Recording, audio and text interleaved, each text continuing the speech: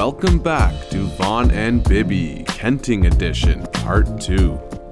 In the previous episode, we caught the high-speed rail in Taipei, transferred to a bus in Kaohsiung which brought us to Kenting. We were well on the path to the perfect sojourn away from the city life. We woke up at our hostel and for around $20 Canadian rented scooters for the day.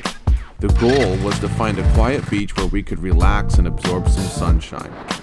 But what we found instead was an amazing drive around the Kenting coastlines. No swimming? What?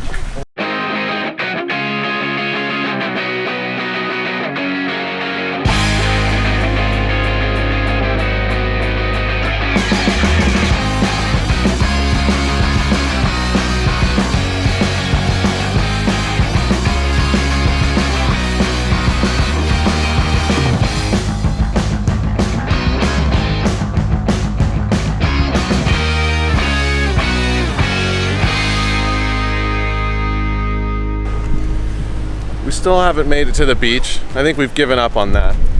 For now, at least. But we kind of just found our way into this cool area, and I guess you get on a shuttle right there, and they shuttle you around someplace. We don't really know. We're basically gonna get on it and drink beer and just see where it takes us. I think it brings us back here. It definitely will, because our shit is here. Yeah. Yeah, it looks like basically a coastline trolley tour or something. But is this like a national park? I don't really know. I think it's part of the national park. It looks nice. Yeah. Very, very pretty. Avon really stepped up the camera game on this trip here. Look at this thing. This thing's a beast. It's like he's carrying himself. We always end up on trolleys. It's so true. Everywhere we go. We also end up drinking beer on those trolleys. That's true. Today is no exception.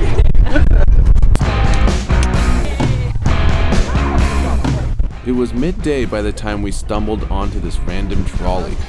None of us knew what the tour guide was saying, or why he would stop in front of some rocks periodically, or why he would scream the first couple words of every sentence. We initially thought it was just a toll road that we had to pay a few bucks to cross, but it turned out that it was a dead end. Anytime you can take a trolley beer break is a good time, so we went along for the ride. I guess it could be said after all that she did indeed sell seashells by the seashore. Well, we're stumbling into some random tour thing. It was neat. Yeah. I don't know what happened there.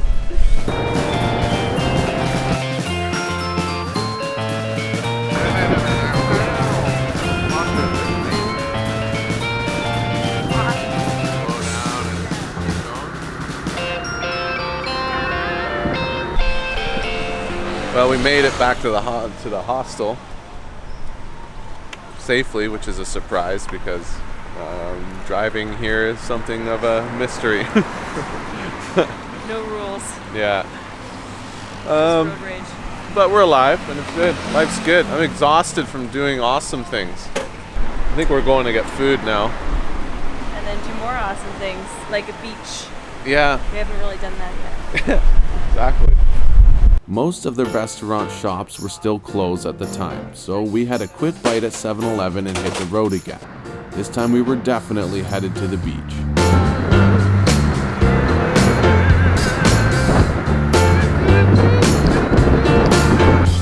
So here's the story, folks. You saw this morning, we left in a half-ass attempt to find a beach. We didn't find one, found many other things, which are very cool. And now the sun is setting, and we finally have found the beach, but it's chilly, so none of us... Probably not going to swim today. Probably not going to swim.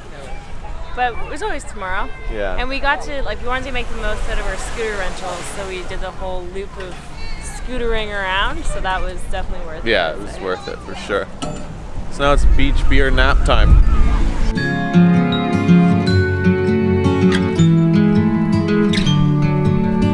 The beach we ended up on felt like a strange Asian blend between Cuba and the Kentucky Derby.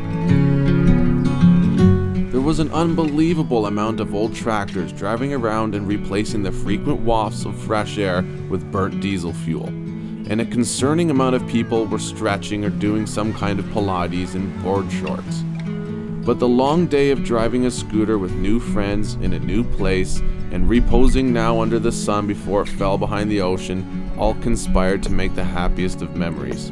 Aaron fell asleep, and Mike quietly humored Avon and I as we nerded out on camera gear. It was perfect. See the crosswalks? What's happening in there? We just dropped off the mopeds, and now it's like party time on the street that our hostel's on. It seems like everything opens around 6 o'clock here and closes around 10 o'clock at night, FYI. In terms of like street food, like night market stuff. Yeah, when we left it was pretty dead. Now it's like, it's crazy. The Kenting Street night market certainly isn't the biggest or the best night market we've seen in Taiwan. Not by a long shot, but it has its charms. And as you'll see soon, we took advantage of them all. For now, we were taking a minute to catch our breath and meet some fellow travelers. Well, we're back at the hostel, and we're just drinking beer. We met a fellow Canadian, and we're just drinking beer with him. Macon locked her key card in the locker, and the locker opens with that key card. So now they're working on that. They're trying to get back in their locker because all their clothes are in there, the money, the cell phone, everything. Avon took a shower, and all his clothes are in there. So now Avon's just sitting there in his towel, waiting till this locker can be opened. We'll see. We'll see what happens. We'll drink. We can't do anything to help, so we're drinking. Before long, the locker situation was sorted out, and our guttural hunger sounds and salivation led us downstairs, where I quickly sussed out the largest cuts of meat.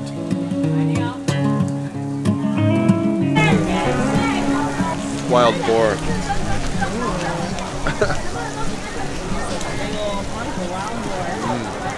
Is it good? Yeah, really good. Of course, there's this wild boar. I can feel my libido strengthening now.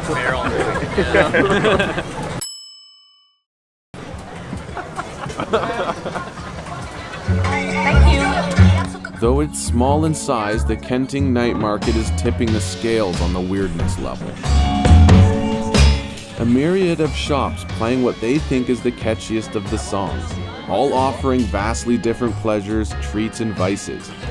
Shirtless cowboys selling leather items, and questionable establishments with busy-eyed half-naked ladyboys eagerly greeting their regulars. And tacos. The tacos were not even remotely the slightest bit Mexican in flavor, but the combination of ingredients inside were a hit regardless. Are we happy? Yeah, very, very happy. Chicken ass. No chicken ass. So, I'm sure it's I'll take good. a little chicken It's got like a ass. little like bite to it. So it's chicken blood and rice, glutinous rice. Remember like a few minutes ago we were talking about the things that are like available to us as humans to eat, like cows and pigs. It's like sea snail. Like there's no need to be plucking nice these off the sea floor, mixing it with sticky rice. You're just draining the blood. It's all good.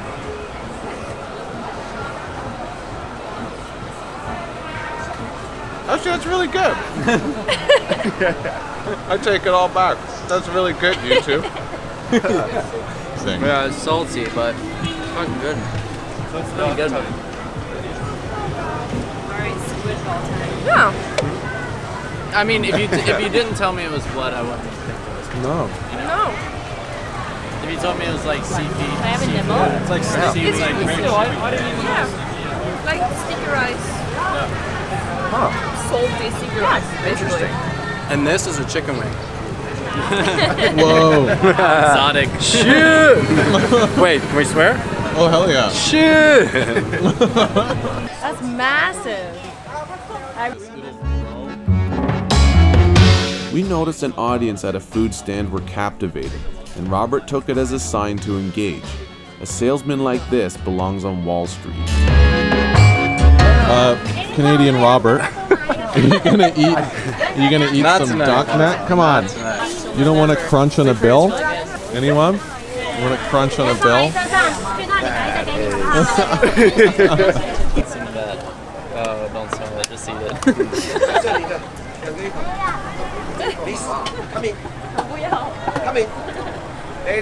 I don't know what it is. Walk me through what you're experiencing here. Let's categorize, like, what animal is it? I'm pretty sure it's duck. Okay. Is it from the top or bottom half of the duck? It's from both. Is it duck ass? What was that? He gave me something. I have no idea what it is. It was terrible. What is it? I couldn't eat it. Something weird. Come on. Yeah, good. Yes, no, it's amazing. How It'll blow your mind. How often You're is it you so get to try this is like Michelin It'll blow your star. mind. Okay, buddy. Yeah, no, 100%. Trust me. I'll try it. I don't know about Michelin. Oh yeah, Yeah, I'm gonna. I'm gonna try a little It's not guy. so bad. But if you puke tonight, it's not my fault. Alright, not so bad. It's not bad. It's okay. It's not good, but it's not bad. Look how satisfying he is. Who else? Who's next? Who's next? I don't know. I think it's liver. He wouldn't tell me. It tastes like liver. From what I've had other liver. Digest this out. Oh, this is bad. It's worth the time. Really? Yeah. Actually, it's not bad. Exactly. I'll do it. Exactly. I'll do it real. Okay. Join the club. I'll do a real try. Oh yeah. Small. So you want the whole thing? No.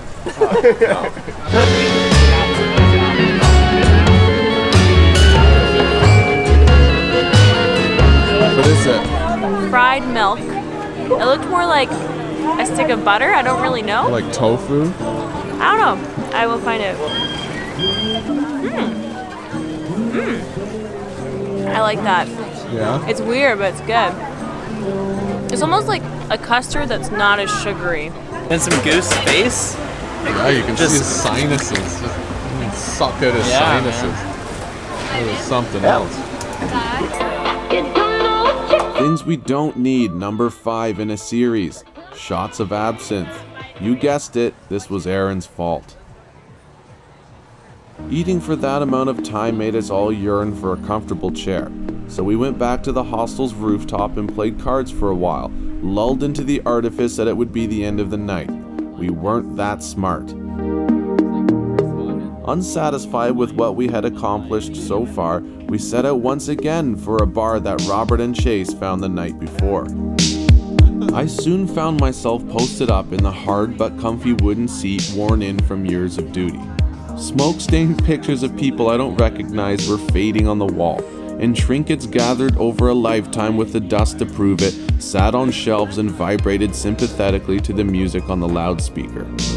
A worn-out floor with the smell of many spills all playing host to a history that's seen best and the worst of humanity. From singing drunks locking arms to meatheads fighting over the last pretzel.